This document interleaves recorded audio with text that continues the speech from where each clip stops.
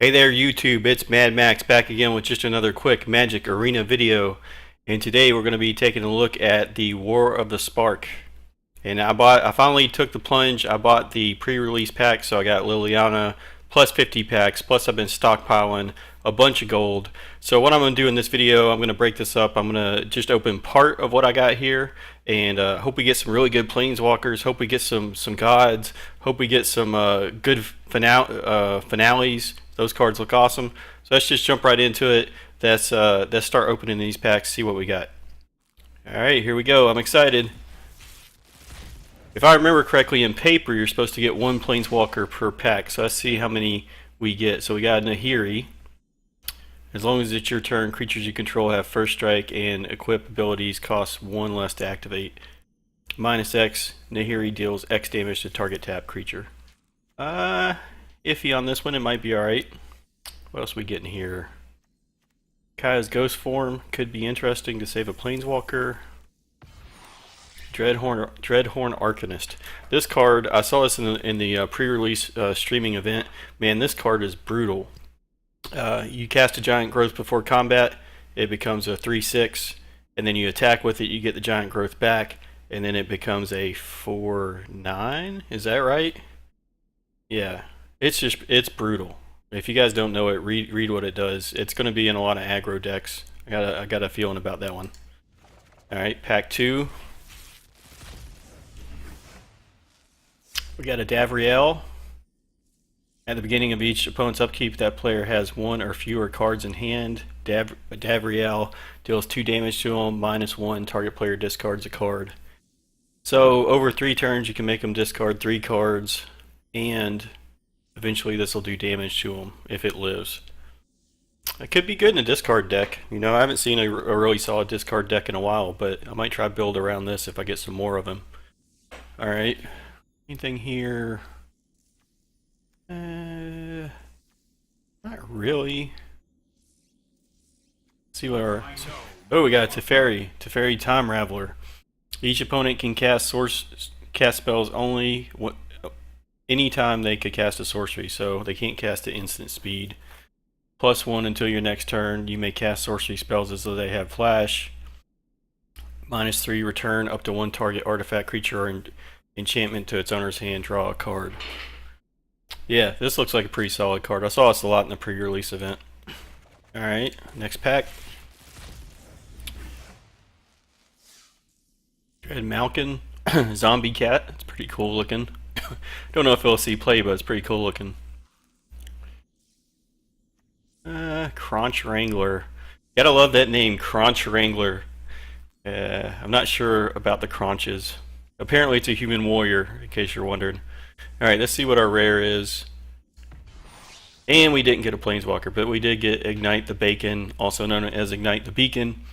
Search your library for 2 planeswalker cards at instant speed. That'll be really cool, because we're going to have a lot of 1/0 planeswalkers, so you know, if we play a Super Friends deck, I could definitely see playing this card to find the ones we need. Alright, next pack. This is Triumph. Search your library for 2 basic forest cards. If you control Nissa Planeswalker, search for 3, reveal them, put them into your hand. Getting 2 lands for 2 is good. Would be better if you could put them into play. Scry 4, draw 2 cards. If this was instant speed, it would definitely see play. Even still, you're looking at potentially 6 cards. If you're trying to build a combo deck, that gets you pretty deep into your deck. I'm gonna have to look at these commons a little bit later. I haven't really looked at the commons much. Alright, so we got our first god, Neheb, Dreadhorn Champion.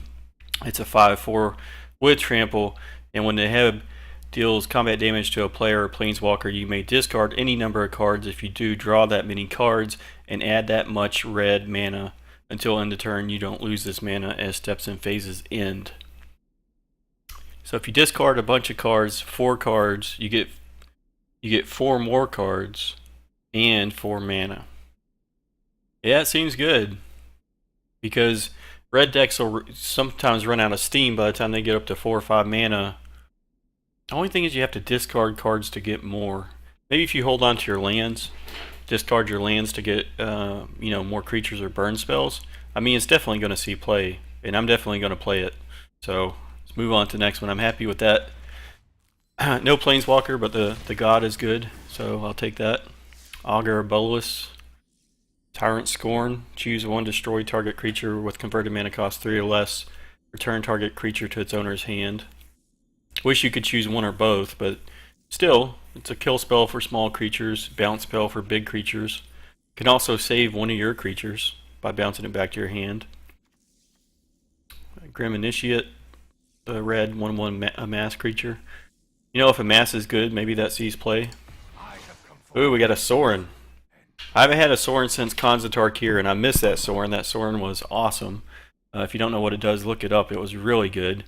This one is 4 for a 4 loyalty Sorin. As long as it's your turn, creatures and planeswalkers you control have lifelink. That is super strong.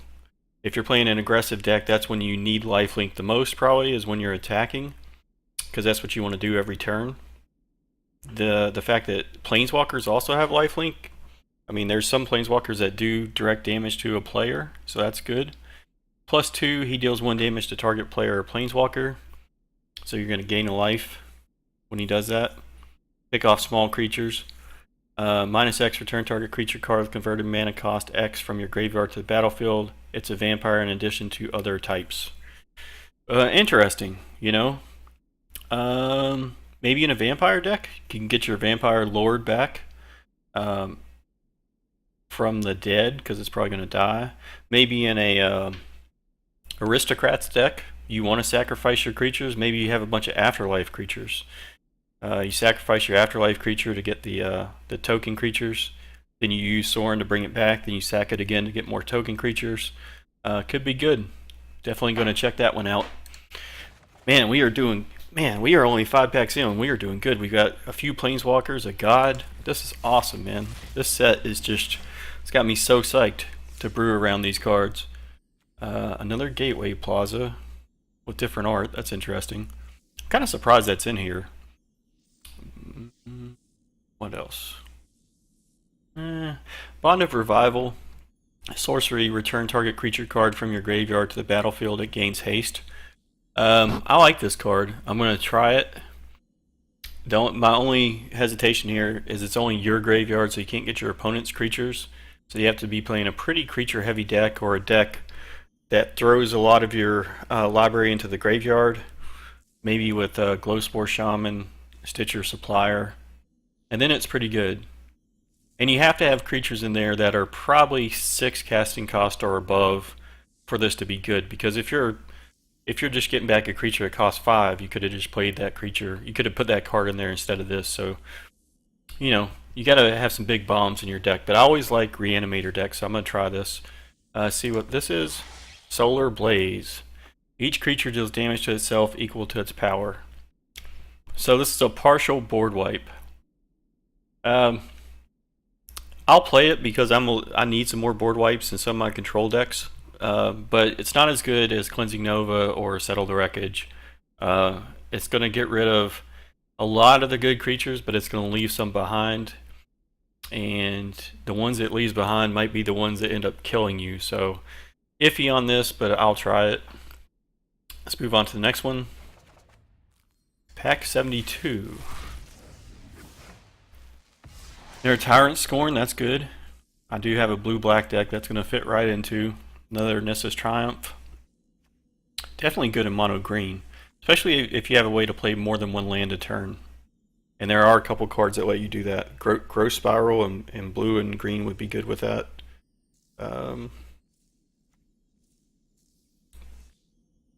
Let's see what our rare is. Ooh, we got a Mythic. Awesome. So we get a Planeswalker of choice. So this might end up being a Nicol Bolas if we don't draw a Nicol Bolas. So that's awesome. And I already do, that's my 4th Mythic, so I could get a playset of Nicol Bolas if I wanted to, or whatever other Planeswalker we're missing from the set. Alright. Next pack. Dreadhorn Twins.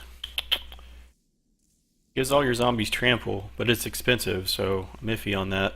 We did get another Planeswalker, a Jaya Venerated Fire Mage. If another red source you control will deal damage to a permanent or player, It deals that much damage +1 to the permanent or player. That's pretty good, but this is expensive, so I don't know how good it's really going to be. -2 Jive Venerated Fire Mage deals 2 damage to any player. So you can do that twice with her 5 loyalty. And because of her static ability, she actually deals 3. 2 damage +1.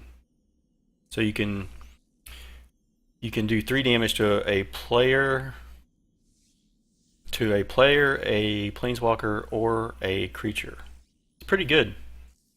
It's pretty good. I don't think you'll see play in mono red aggro, but definitely in a control deck I could see this being played. And maybe an aggro as the top end. Alright, what's our rare? Vivian's Arcbow.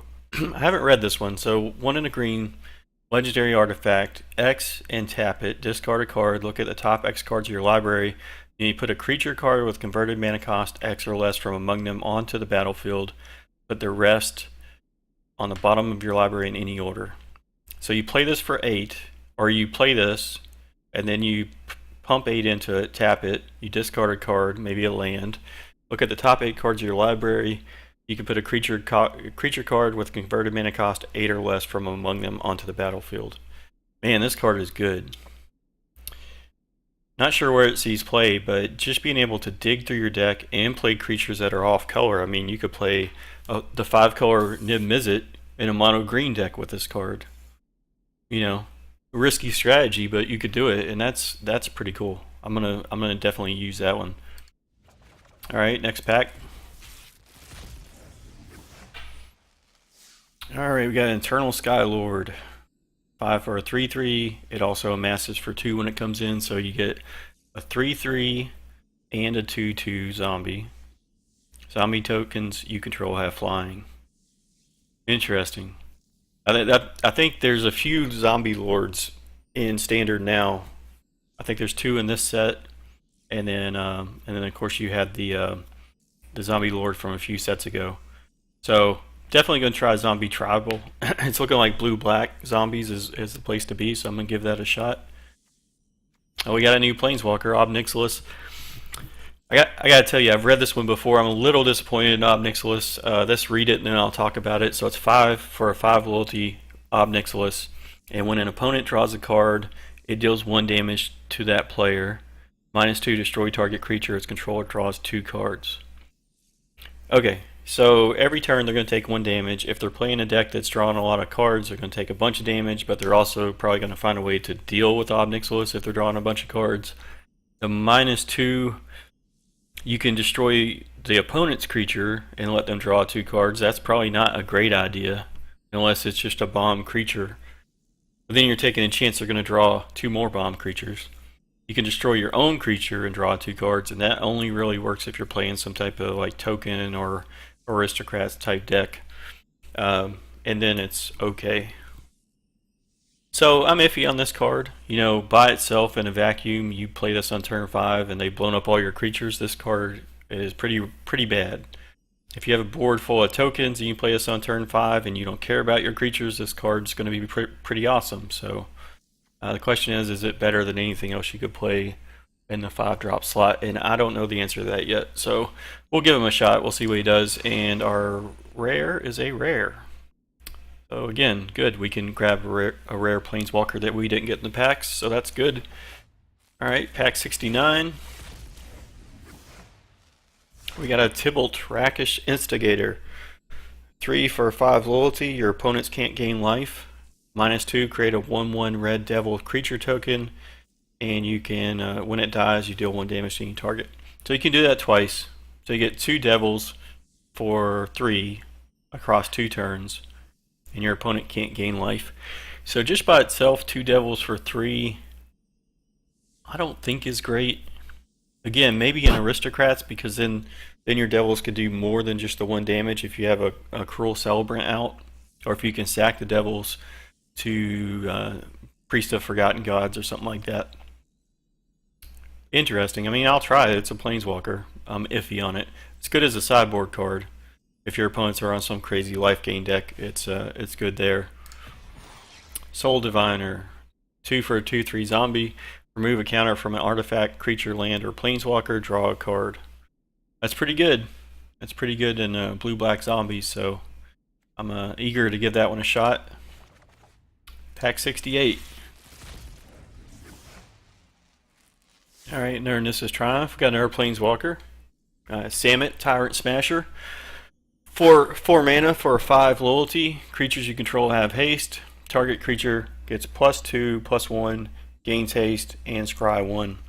I don't understand why it's necessary to give your creature haste on his -1 because they already have haste. So that's interesting. I can't imagine why they would need double haste. But giving all your creatures haste is good. Giving a creature +2/+1. You know, for 4 mana, I'm not sure this is a great card. I'm kind of iffy on it, but it is an uncommon, so I'll give it a shot. See what our rare is.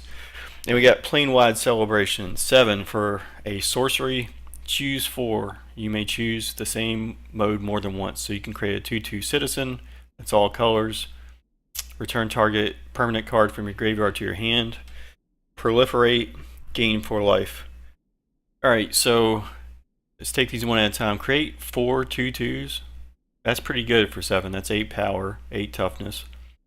Return 4 permanents from your graveyard to your hand.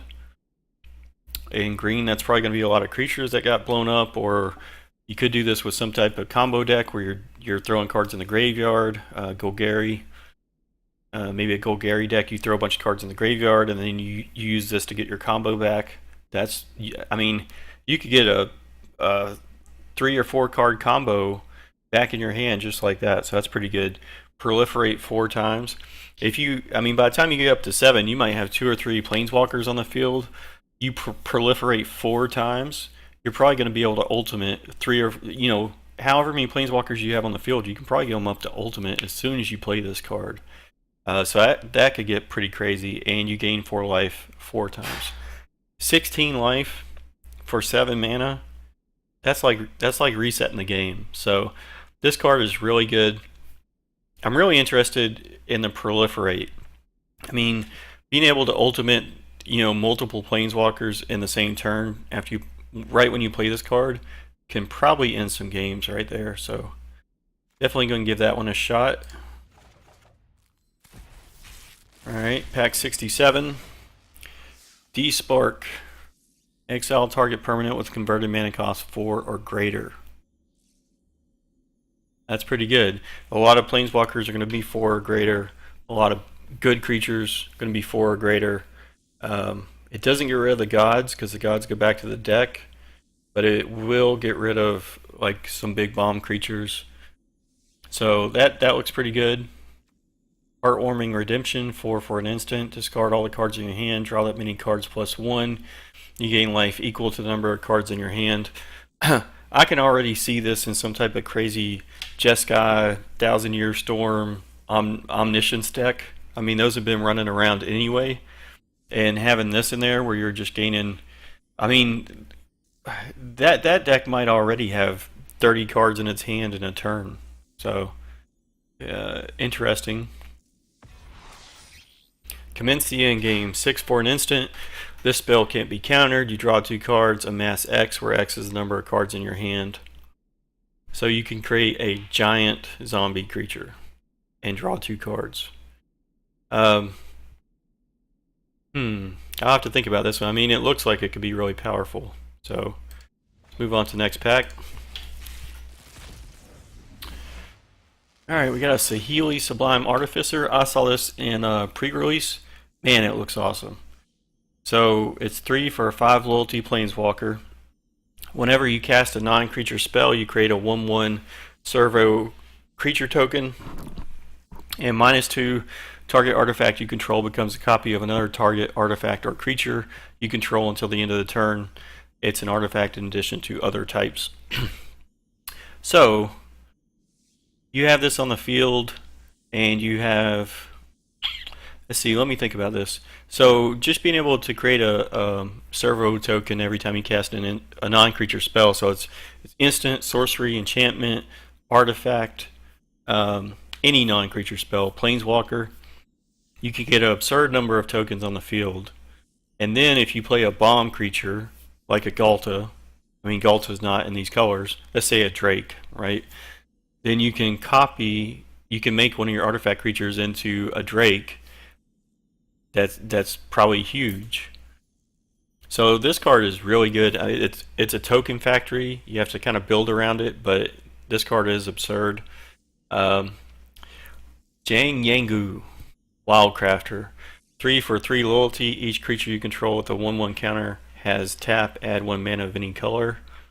-1, put a 1/1 counter on target creature. Similar to Song of Prerelease, I think it had a similar abilities to this. If you're playing it in a deck with a lot of amass, they'll all have counters on them already, or maybe a lot of adapt creatures. That could be good. -1, put a 1/1 counter on target creature. You can do that 3 times. It's pretty good. You know, I think you need to build around this. I think you need to have like a good number of creatures that come into play with counters on them. Merfolk could be good with this, because Merfolk just throws counters everywhere. So I'm interested in trying this one. Tolsimir, Friend of Wolves. Man, look at this. This pack, this is awesome. Look at this. Jane Yangu, Sahili, and Tolsimir. This is ridiculous, man. So 5 for a 3/3. When Tolsimir enters the battlefield, create Vola, Friend of Wolves, a 3/3 green and white wolf creature token. Whenever a wolf enters the battlefield under your control, you gain 3 life, and that creature fights up to 1 target creature you don't control. So let's think about this. 5, Tolsimir is a 3/3 creature. You also get a 3/3 wolf. You gain 3 life, and your 3/3 wolf probably kills one of their smaller creatures. So you get to kill a creature, gain 3 life, put 6 power toughness on the board for 5. That is ridiculous. And I'll definitely play this in green-white tokens or something like that, or some type of green-white aggro. That card is awesome. Alright, let's move on to the next one. The Wanderer. 4 for 5 loyalty. Prevent all non-combat damage that would be dealt to you and other permanents you control. -2, exile target creature with power 4 or greater. So I'm just thinking about this versus mono red. Prevent all non-combat damage that would be dealt to you and other permanents you control. So they can't lightning strike you, your planeswalker, your creatures, anything. Yeah, they can't lightning strike anything. Except this, right? This is the only thing they'd have to kill this before they can bolt or shock or Wizard's Lightning or whatever, any of your other permanents. So potentially this could shut down mono red. Now of course you have to also deal with their creatures somehow. -2 is not going to help with mono red because their creatures are small. But yeah, I definitely see this card being used. Again, in Super Friends, man, I'm excited about Super Friends. I'm going to have so many 1/of Planeswalkers. Alright, so this is our second Davriel. So that's awesome. So maybe we can build that discard deck. At the beginning of each opponent's upkeep, well, we've already read this one, so I'm going to skip this one. But basically in discard deck, this looks interesting. It's our second one, and our rare is a rare. So 2 uncommon Planeswalkers, and we can get a rare. Looks good to me. Let's move on to the next one. Okay, Emergent Zone. 1, sacrifice Emergent Zone. You may cast spells as though they had flash this turn. So, I mean, you could use this in a number of ways. You could flash out a Planeswalker at the end of the opponent's turn. You could flash out a Galta or something at the end of the opponent's turn. You could cast a sorcery as an instant spell, which could be good for like Cleansing Nova or something like that, or some or any other sorcery. Like I think the Finales are sorceries, so you could do that instant speed. You could use this with Expand Explosion. Well, no, that's already a sorcery. What's a or that's already an instant. What's a good sorcery? I think Banefire is a yeah, Banefire is a sorcery, right? So you could use this. You could use this to get a Banefire out at instant speed. Just lots of good stuff you could do with this. Rise Outburst. 4 for an instant. Deals 3 damage to any target. Look at the top 2 cards of your library. Put one of them in your hand. and the other into your graveyard. 3 damage to any target. You get to look at 2 cards, keep one of them. I mean, it seems pretty good. I think it might be a little too slow. I think the decks that want to do 3 damage are going to play Lightning Strike, and the decks that want to look at cards are probably going to play something else. But, I mean, I'll try it. I like combining the effects into one card. I just think it might be a little bit too slow. Oh man, so much awesomeness, so many planeswalkers. This is incredible. We got a Karn, Great Creator, 4 for 5 loyalty. Activated abilities of artifacts your opponents control can't be activated, so they're playing some wacky artifact deck, you just shut them down. +1 until the end of your next turn, up to 1 target non-creature artifact becomes an artifact creature power and toughness equal to converted mana cost. -2, you may choose an artifact card you own from outside the game or in exile, or reveal it and put it into your hand. So, in the pre-release, I already saw decks abusing this. I mean, they had sideboards full of just 15 different artifacts that could deal with different, situations on the battlefield. So this is a card that's definitely going to see play. I think by itself, you have to have other artifacts out there for the +1 to protect Karn. If you just play him on an empty board, he's not going to do much to protect himself from creatures. But it all comes down to what artifacts you have in your sideboard that you can grab with his -2. And I mean, he's definitely going to see play, and I'm excited to build that sideboard and see what artifacts we can put in there. That looks awesome. Move on to the next one. All right, we got an uncommon. We got a Crunch Wrangler. You gotta love that name, Crunch Wrangler. Mayhem Devil. 3 for a 3/3. When a player sacrifices a permanent, Mayhem Devil deals 1 damage to any target. So in Mardu Aristocrats, this thing is going to be insane. Priest of Forgotten Gods, you sack 2 creatures. This thing deals 2 damage to any target. Maybe it takes out a Planeswalker. Maybe it takes out a couple 1 toughness creatures. Maybe it finishes off the player. You combine that with the Cruel Celebrant on the board, and things get really crazy. I'm definitely going to try this in Aristocrats. Oh man, the hits just keep on coming. Good night. A Karn, and then the next pack we get a Sarkhan. Alright, 5 for a 5 loyalty Planeswalker. When a creature attacks you or a Planeswalker you control, each dragon you control deals 1 damage to that creature. +1 until end of turn. Each Planeswalker you control becomes a 4/4 and gains flying. Wow, each Planeswalker. So if you had 3 Planeswalkers on the field, you can turn them into 4/4 dragon creatures. -3, create a 4/4 dragon creature token with flying. So he can do that once. He can do that once with his starting loyalty. If you +1 him 1 time, he can do it twice. That's pretty good. That's pretty good. So you change him into a dragon, and whenever a creature attacks you or a Planeswalker, he's going to deal 1 damage to that creature. Interesting. I mean, I think where this is really going to be cool is in Super Friends. Maybe you got 4 or 5 Planeswalkers on the field, and then you can change them all to dragons and attack. That's risky though. You change all your Planeswalkers into dragons, attack, and they do a Settle the Wreckage. That's sad times right there. But still, it's a fun card, so I'm excited to get that one. Alright, next pack. We are working our way through these War of the Spark packs here. Flux Channeler, 3 for a 2/2. When you cast a non-creature spell, Proliferate. And it's hard to gauge, for me to gauge how good Proliferate's going to be, because I think Proliferate was in Mirrodin the first time.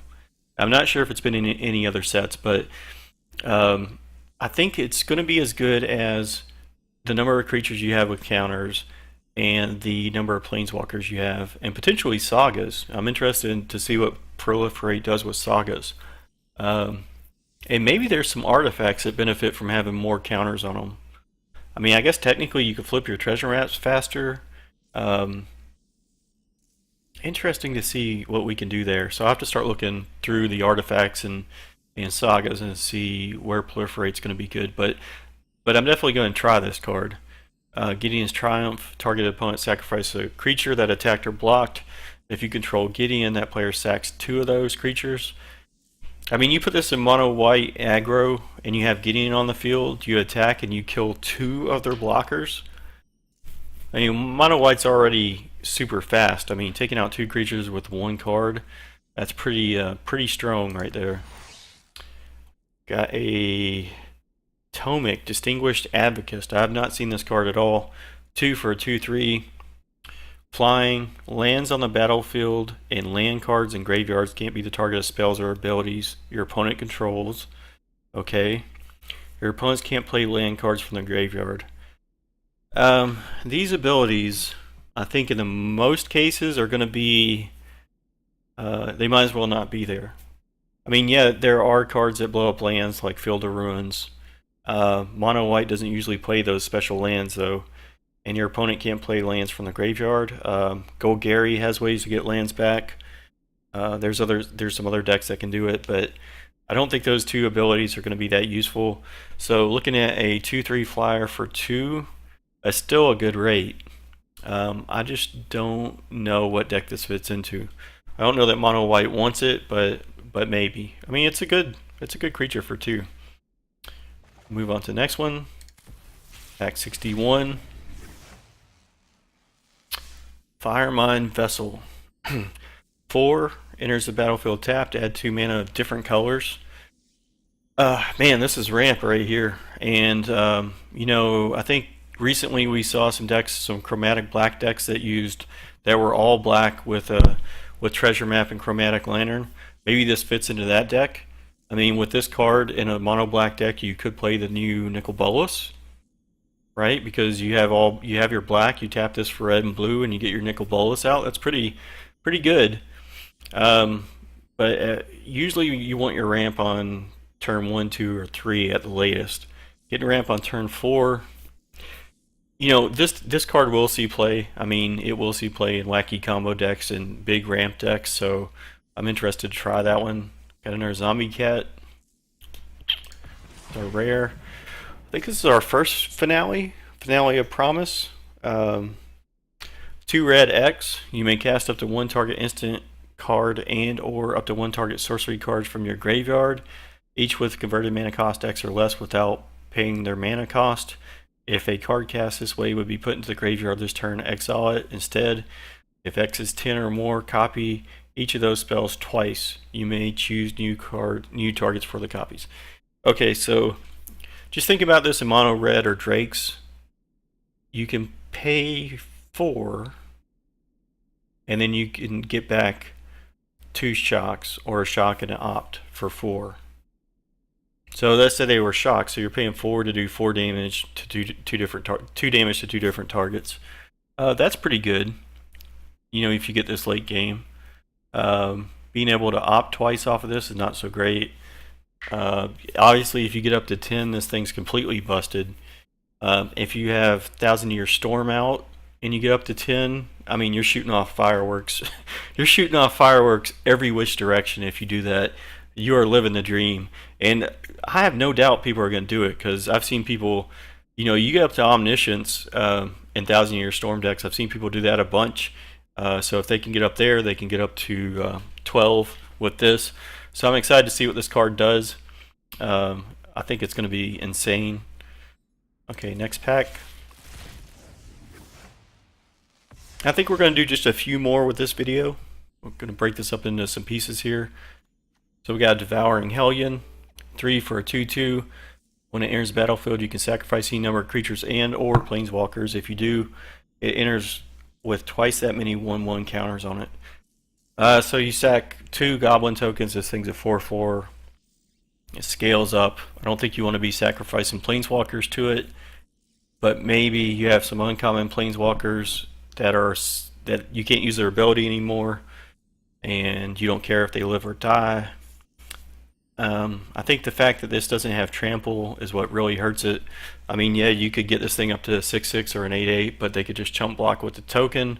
So I'm iffy on this card. Yeah, I'm iffy on this one. I might try it in Aristocrats as a 1-of just to see how it plays.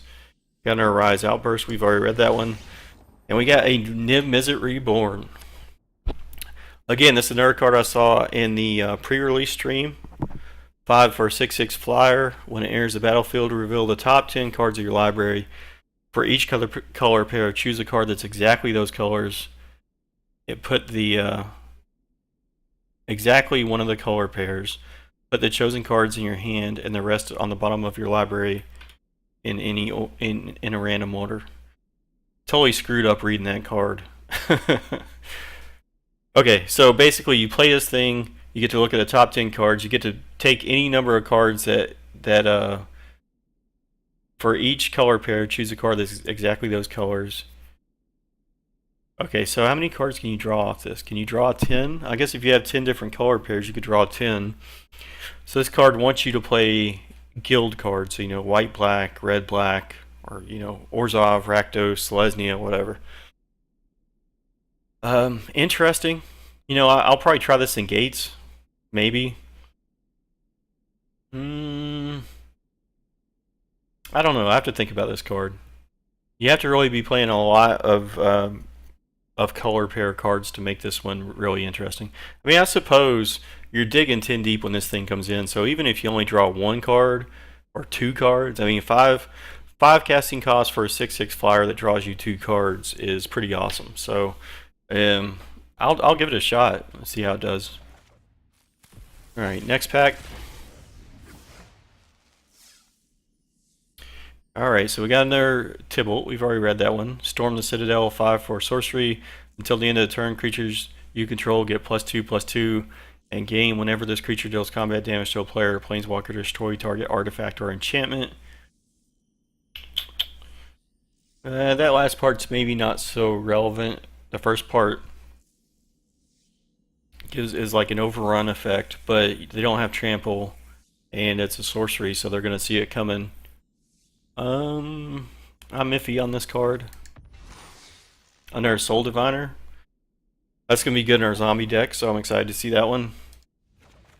Let's move on to the next one. Alright, we got another Tybalt. I think it's our third Tybalt, to be honest. I would have been good with 1 Tybalt. I don't think we need 3 Tybalts. Maybe we build some devil... Is there a devil tribal deck out there that's waiting to happen? If there's a devil tribal, then Tybalt's going to be better than I'm expecting. Okay. 4 for a 3/2. When it enters the battlefield, you may return a non-land permanent you control to its owner's hand. If you do, it gets a +1/+1 counter. So if you bounce something you control back to your hand, it's a 4/3. 4/3 flyer for 4 is not great.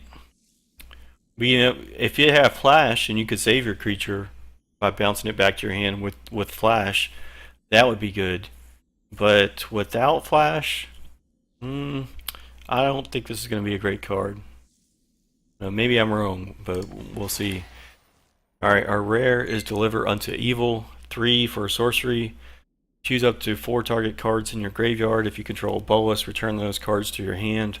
Otherwise, an opponent chooses to leave the chosen cards in your graveyard, put the rest in your hand. Exile Deliver Unto Evil. If you have Bolas, you draw 4 cards. Assuming you have 4 cards in your graveyard, that's awesome. If you don't, you get to... Let's see. You get to choose 4 cards. Opponent chooses 2. And you get the other 2. So the opponent picks the best 2. You get what they consider to be the worst 2. Which could very well be 2 lands. If you're playing this in Golgari, there's probably going to be a lot of lands that got dumped in the graveyard. So this is not going to be good there. Probably. You have to be playing a deck where stuff just naturally gets in the graveyard. So let me think about this. you're playing a lot of instants and sorceries or removal, so let's say you have 2 counter spells and 2, creature kill spells in the graveyard, then this is pretty good. You just have to be playing in a way where you're not dumping lands in there, because you don't want to play this and get two lands back. That's pretty lousy. But in a control deck, I can see that.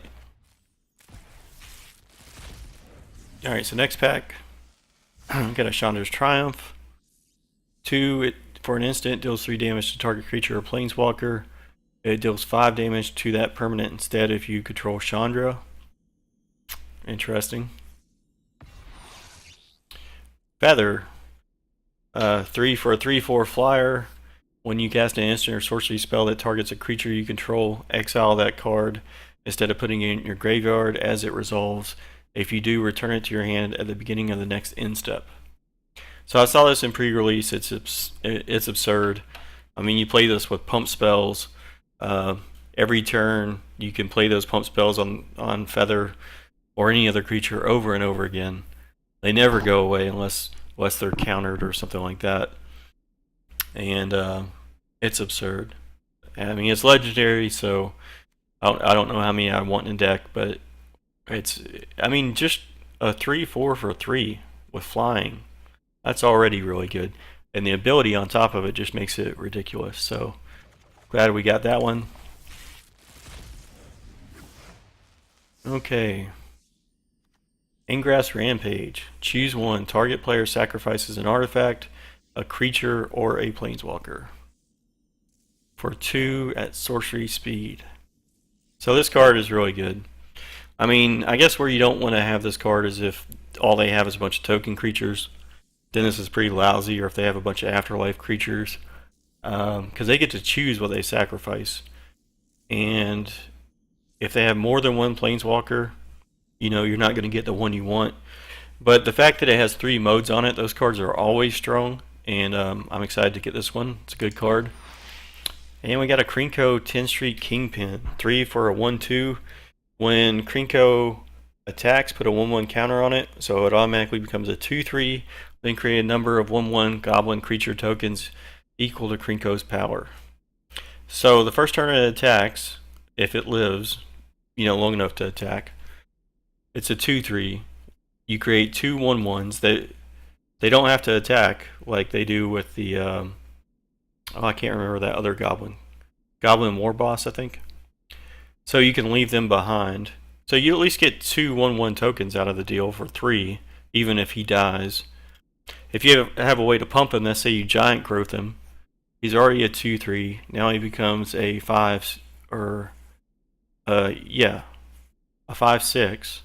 You create 5 1/1 goblins. That's pretty good. So I'm excited about that one. That one it looks like a lot of fun. Alright, so I think we're going to do 1 or 2 more, and then we're going to wrap up this part of the video.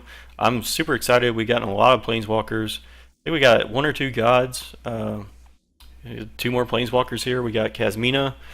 4 for 5 loyalty. Spells your opponent cast that target creature or planeswalkers cost 2 more to cast. -2, create a 2/2 blue wizard creature token, draw a card, discard a card. Okay. So it protects your creatures and planeswalkers early in the game.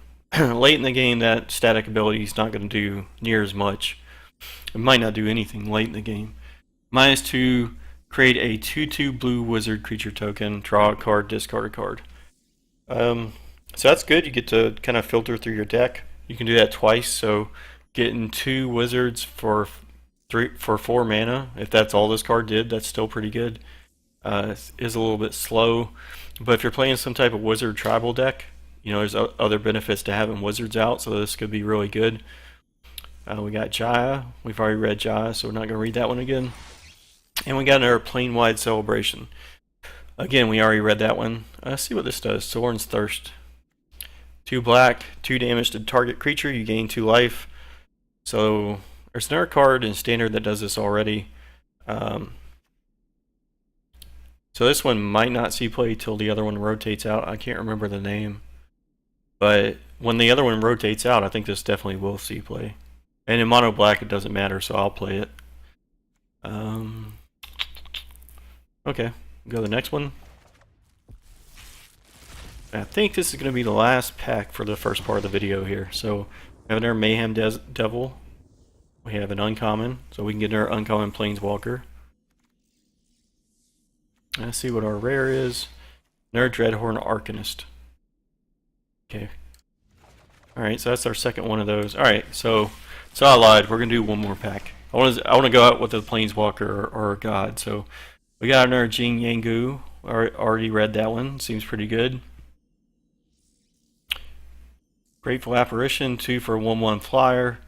When it deals combat damage to a player or Planeswalker, proliferate. Yeah, it could be interesting. I mean, I wish it could get a counter itself somehow, so it could benefit from proliferate. But it could be interesting. I mean, again, it depends on how strong proliferate is as a mechanic. And we got our Sarkhan. We got our Dragon Sarkhan. So, alright, like I said, I think that's it for this video. We had 78 packs. We went through 26 packs. We got all kinds of awesome stuff. I'm super excited about this set. As always, if you like this video, leave me a like, comment, subscribe. I'm just getting started on YouTube, so believe me, the likes and the subscribes, they help out more than you can even imagine. So please do that if you like this video. And as always, thanks for watching, and I will see you in the arena.